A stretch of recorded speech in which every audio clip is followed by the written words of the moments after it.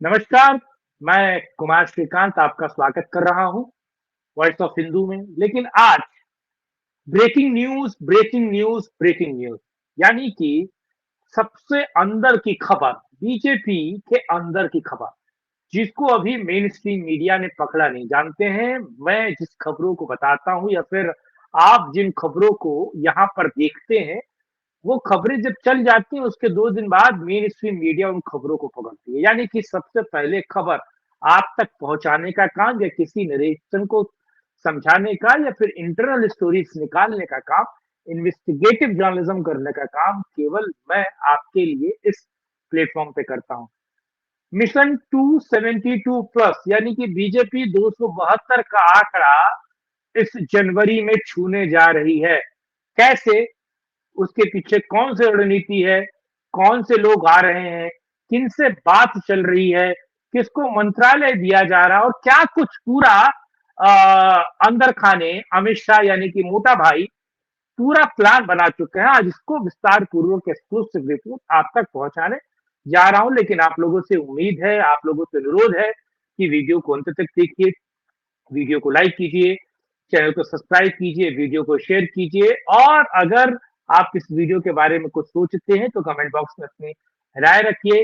साथ ही साथ महत्वपूर्ण ये है कि आप हमें डिफरेंट प्लेटफॉर्म पर फॉलो कीजिए और अगर आप सपोर्ट और सहयोग करना चाहते हैं तो इस नीचे चलते हुए नंबर पर सपोर्ट और सहयोग कर सकते। अब खबर क्या है ये समझिए।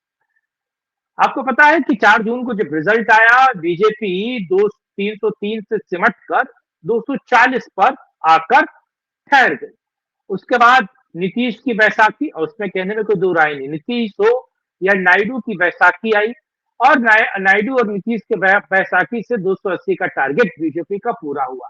बाकी छिटपुट दल है, उन सबके कारण बीजेपी जो है वो अभी बहुमत में है, यानी कि एनडीए बहुमत में, अभी एनडीए की सरकार बहुमत में है। बीजेपी के पास अभी भी 240 का ही आंकड़ा है। लेकिन अब अ, ये दोनों बैसाखियां गाहे बगाहे बीजेपी को कहीं ना कहीं आंख दिखाने की कोशिश करती है। नरेंद्र मोदी सरकार को गिराने की भी बात चलती है और गाहे बगाहे राहुल गांधी इन दोनों से बात करने की कोशिश करते हैं, यानी कि नीतीश और चंद्रबाबू नायडू। अब दरअसल मामला क्या है कि इसमें कोई दो राय नहीं कि एनडीए की सरकार बेहतर चल रही है। नीतीश कुमार और नायडू को मोदी ने बहुत बेहतर तरीके से साधा है, साध रखा है, जमा रखा है, सेट कर रखा है, वो सारी चीजें तो चल रही हैं। लेकिन है क्या दरअसल, समस्या क्या है, दरअसल बात क्या, ये समझिए। नरेंद्र मोदी की 272 की सरकार यानी कि 272 प्लस की सरकार मजबूती से रहती है। अब अमित शाह ने इसका बीड़ा जून के बाद जुलाई, आपको पता है जुलाई में इसका बीड़ा उठा दिया था, यानी कि 272 का आंकड़ा जुटाने का, सेट करने का काम सीधे तौर पर अमित शाह ने लिया था। अब ये 272 का आंकड़ा बीजेपी कैसे जुटा रही है, यानी कि बीजेपी अपने ही उसमें कैसे बहुमत में आ रही है, उसके पीछे की एक्सक्लूसिव रिपोर्ट है। दरअसल आपको पता है कि देश में उसके बाद 3 बड़े चुनाव हुए। एक चुनाव जम्मू कश्मीर का हुआ, जिसमें जम्मू में बीजेपी प्रचंड बहुमत से आई और कश्मीर में भले बीजेपी का एक भी सीट नहीं मिली। हरियाणा में बीजेपी तीसरी बार सरकार बनाई और महाराष्ट्र में महाविकास आघाड़ी को पछाड़ते हुए महायुति ने दूसरी बार अपनी सरकार बनाई और बीजेपी का सिटिंग सीएम।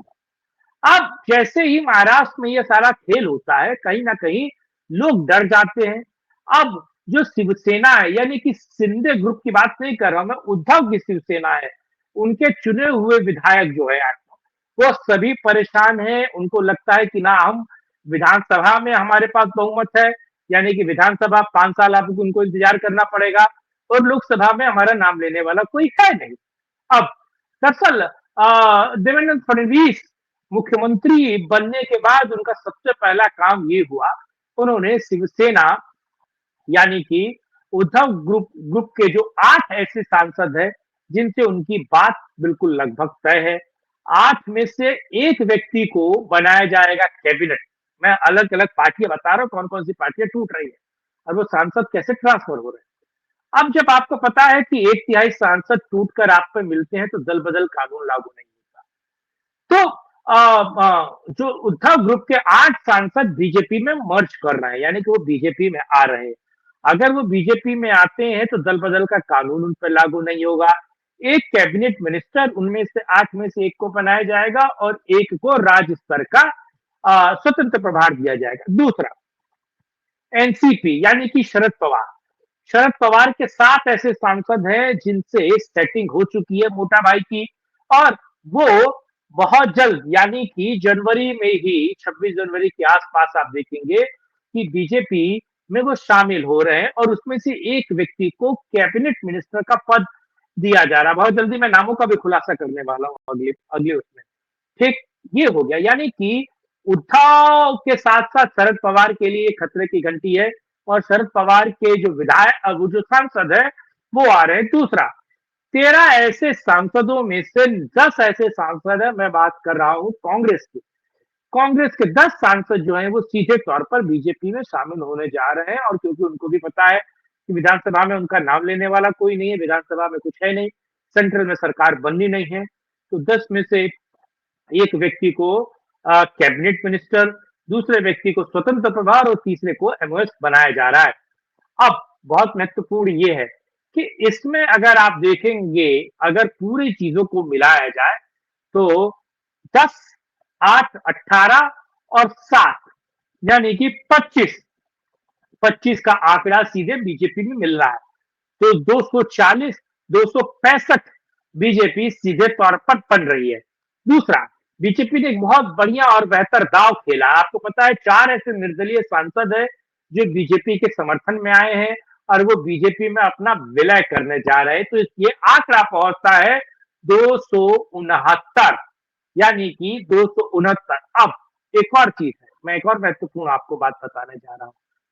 कांग्रेस के छोड़ दिया जाए तो उड़ीसा के सांसद बीजेपी के साथ आने को तैयार बैठे हैं। मैं कह रहा हूं कि बीजेडी के जो सांसद हैं वो बीजेपी के साथ आने को तैयार बैठे हैं, और इस देश में अलग अलग जो पार्टियां हैं उनके सांसद बीजेपी का दामन थामने को तैयार बैठे हैं। बीजेपी बस जनवरी का इंतजार कर रही है कि जनवरी में जैसे ये सारी चीजें होंगी वो अपने पत्ते फेंकेगी और 272 का आंकड़ा बीजेपी को मिलेगा। और 272 का जैसे ही आंकड़ा बीजेपी प्राप्त करती है तो आप देखेंगे जो अब बजट सेशन होने वाला है, यानी कि अगले साल जो बजट सेशन होगा उस बजट सेशन में बीजेपी पूर्ण बहुमत के साथ यानी कि 272 के आंकड़े के साथ क्या करने वाली है, सबसे पहले वक्फ बोर्ड का बिल वो सीधे तौर पर पास कराएगी। उसके बाद वन नेशन वन इलेक्शन का काम आप देखेंगे बहुत बड़े पैमाने पर चल रहा है। ये इंटरनल रिपोर्ट, ये इंटरनल जानकारी आपको कैसी लगी? जो सबसे पहले आपने इस चैनल पर देखा, कमेंट बॉक्स में अपनी राय रखिएगा, वीडियो को लाइक शेयर, चैनल को सब्सक्राइब कीजिएगा, और साथ ही साथ अगर आप हमें सपोर्ट करना चाहते हैं तो नीचे चलते हुए नंबर पर आप हमें सपोर्ट सहयोग कर सकते हैं। साथ जुड़ने के लिए, इस मुद्दे बात करने के लिए बहुत धन्यवाद। कल फिर मिलेंगे, करेंगे राजनीति पर एक और चर्चा। जय हिंद, जय भारत।